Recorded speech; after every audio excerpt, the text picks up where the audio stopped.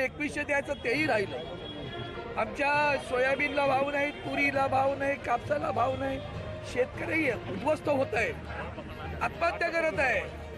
पण हे सरकार खोटं बोलून सत्तेवर आलं। काल मला विदर्भातला एक शेतकरी म्हणाला, साहेब तुमच्या समोर एक नारा बोलतो मी।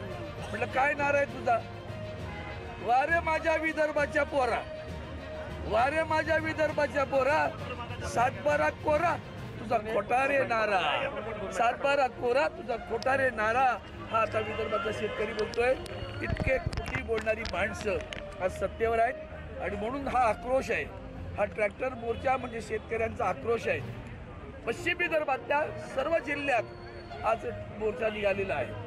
वळीच्या खाली असा बोलला, प्रभू रामचंद्राची शपथ आहे, हनुमानजीचा गदा तुमच्या टाळकळ्यात टाकल्याशिवाय नाही।